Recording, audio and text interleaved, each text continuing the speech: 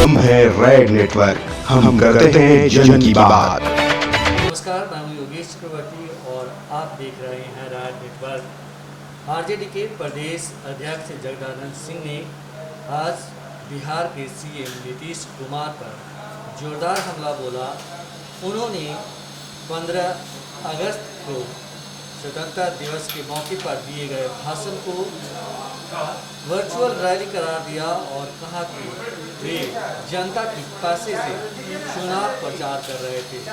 इसके अलावा भी उन्होंने कई गंभीर आरोप मुख्यमंत्री नीतीश कुमार पर लगाया और कहा कि इस कोरोना काल में जब लोग मर रहे हैं तो वे चुनाव की तैयारियों में जुटे हैं। आइए हम आपको दिखाते हैं कि आरजेडी के प्रदेश अध्यक्ष जगदानंद सिंह ने और क्या कुछ इकरार का विषय है और हमारा दल ही नहीं बाकी सभी लोग निंदा कर रहे हैं। शायद देश के किसी भी प्रदेश के मुख्यमंत्री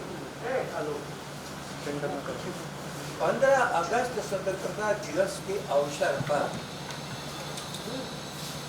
ऐसी राजनीतिक बात जो प्रायः जनसभाओं में की जाती है, श्री नीतीश कुमार ने जो निंदनीय हरकत की है वो अपने आप में देश के पैमाने पर एक विशाल करबना है।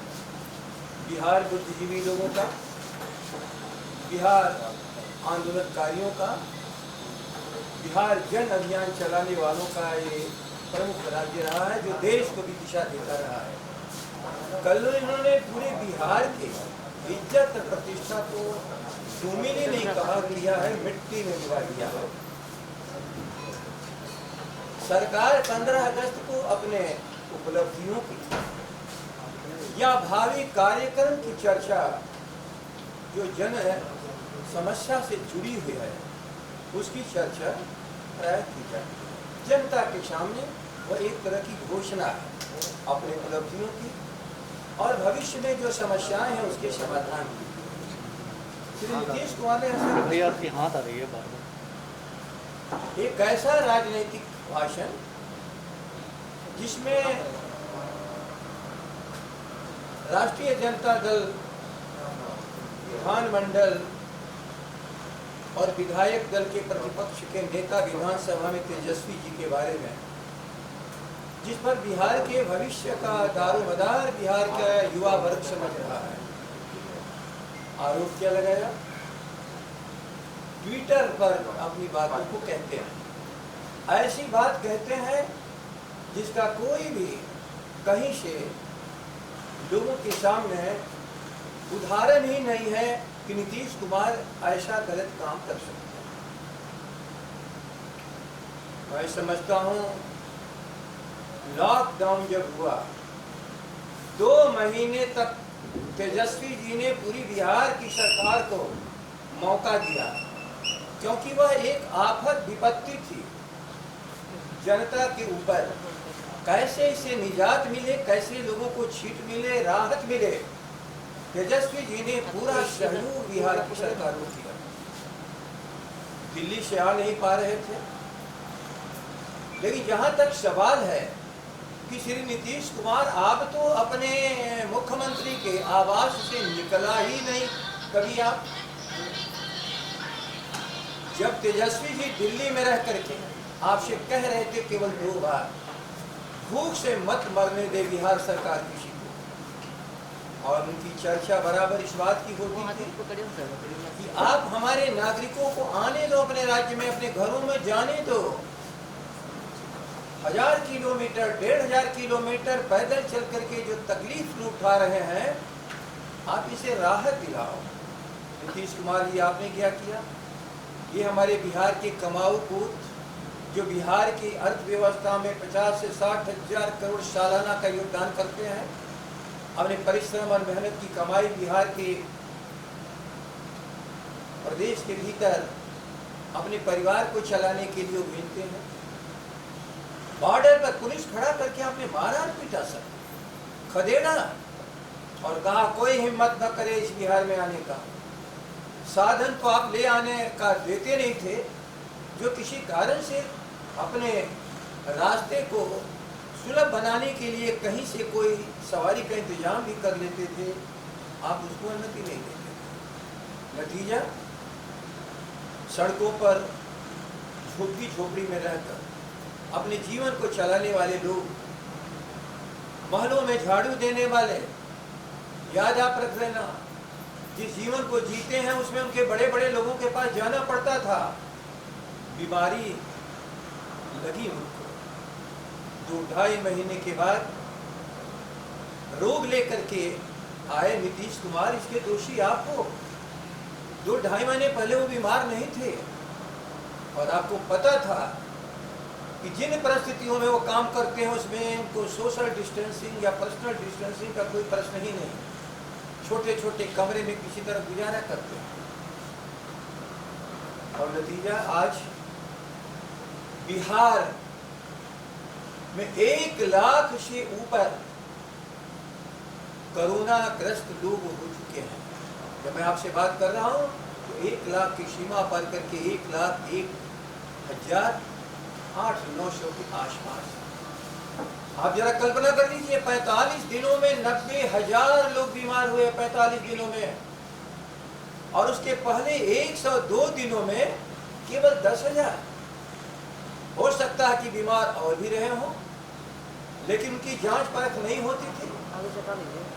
क्या अन्याय अनर्थ किया? तेजस्वी जी ने मांग किया कि आप जांच का दायरा बढ़ाइए, आइसोलेट करिए उन लोगों को जो सचमुच कहीं न कहीं से प्रभावित हैं।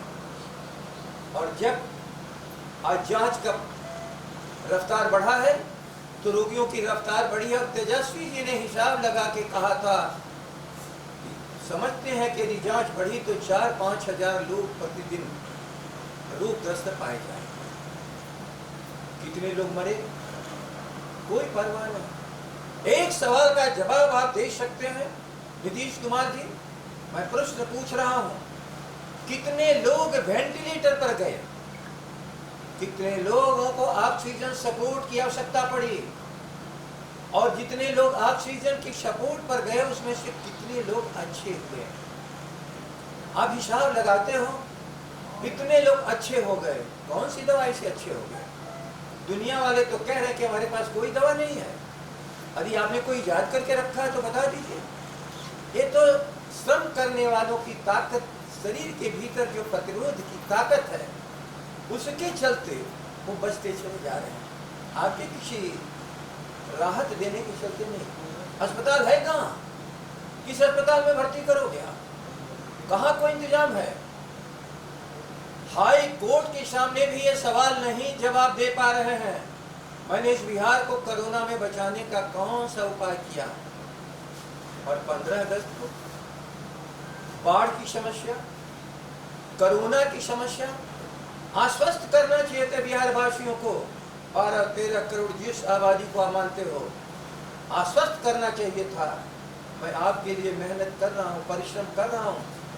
बिहार का प्रतिपक्ष, विशेषकर राष्ट्रीय जनता दल, भूखे लोगों को रोटी देने का काम किया और बाढ़ में डूबते हुए लोगों को भी बचाने और उनको रोटी देने का काम कर रहा है।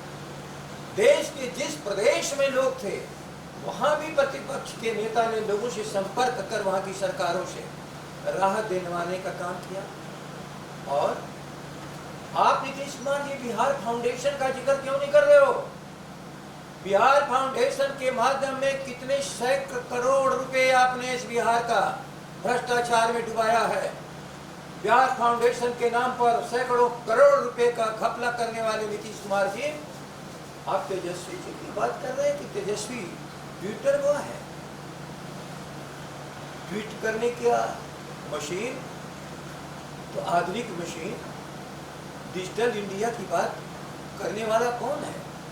डिजिटल इंडिया की बात यदि आप जिसके साथ सहयोग कर रहे हैं, श्री मोदी जी का, प्रधानमंत्री हैं भारत के सरकार का, यदि डिजिटल इंडिया का प्रयोग तेजस्वी जी कर रहे हैं तो उसे परेशानी का क्या है? लेकिन आप हिम्मत नहीं है कि आप अपने घरों से निकल कर लोगों को बीच में जाना, जहाजों पर उड़ करके जितना भी लोगों को दिखा दें कि देखो मैं हवा में उड़ता हुआ आपकी समस्याओं को देख रहा हूँ। लेकिन हवा में उड़ करके समस्याओं की जानकारी नहीं मिलती। जब तेजस्वी जी लोगों के पास जाने का प्रयास करते हैं तो आप थाने में केस करते हो। क्यों गोपालगंज जाने से रोका? कौन सा अपराध कर रहे थे? किस ढंग से आपने हाउस से अरेस्ट किया? और जब लोगों के बीच में निकलते हैं तो जाने नहीं देते हो। लेकिन अपनी आवाज तो लगाना है हमें। बाढ़ के और कोरोना से ग्रस्त लोगों के लिए यदि कोई एक शख्स लोगों के बीच में निकला, इतने बड़े राष्ट्रीय जनता दल के तरफ से प्रतिपक्ष नेता तेजस्वी जी ही लगातार प्रयास करते हैं। आज भी मैं आपसे बात कर रहा हूं तो गोपालगंज और छपरा की यात्रा पे हैं। 70 सालों से जहां बाढ़ कभी नहीं आई, वहां के लोग बाढ़ में डूबे हुए हैं। आखिर आप क्या कह रहे हैं? तटबंधों की रक्षा हो नहीं पा रही है, लोगों की जीवन की आपकी रक्षा हो नहीं पा रही है, विद्यार्थियों की पढ़ाई करा नहीं पा रहे हो, आप खेतों की सिंचाई करा नहीं पा रहे हो। 10,000 स्टेट ट्यूबवेल में 5,500 स्टेट ट्यूबवेल तुम्हारे बंद हैं। आखिर कर क्या रहे हैं आप? किस उपलब्धि की बात कर रहे हैं? हाँ, एक परेशानी आपको है, 15 साल आप पीछे जा रहे हो। उस पर तो बहस के लिए हम लोग ललकारे, आपने नहीं उसमें भाग लेने का काम किया। लेकिन बिहार का नौजवान 15 साल के शासन की जो तकलीफ झेला है, वह बदला लेने के लिए नहीं बल्कि नए बिहार बनाने के लिए तेजस्वी पर विश्वास कर रहा है। आप कह रहे हो कि इनके पुरखे जानते हैं कि पहले क्या था, आप नहीं जानते हो कि क्या था। लेकिन वो बच्चा ये तो देख रहा है कि हिंदुस्तान से सबसे बड़ी बेरोजगारी इस बिहार में, वो देख तो रहा है कि सरकारी नौकरियों के नाम पर आप कुछ कर नहीं रहे हो, भ्रष्टाचार फैला रहे हो। वो देख रहा है कि प्रखंड कार्यालयों में जब उसका पिता फटे कपड़े, फटे जूते पहने हुए जाता है और निराश होकर के लौटता है शाम को, तो उसका नौजवान बेटा पूछता है क्या हुआ, तो निराश मन से वो कहता है कि सरकार में कुछ भी होना संभव नहीं। इस अनुभव को आप रोक नहीं पा रहे हो। लोग गोलियों से मारे जा रहे हैं, आप बचा नहीं पा रहे हो। कल गांधी मैदान में आपने क्या कहा? अपराध में हम 22वां 23वां राज्य हैं, लेकिन जब आप राज्य में आए थे तो 26वें नंबर पर अपराध की श्रेणी में बिहार था। नेशनल एवरेज से तुलना करके आप कह रहे थे कि यहाँ अपराध कम हो रहा है।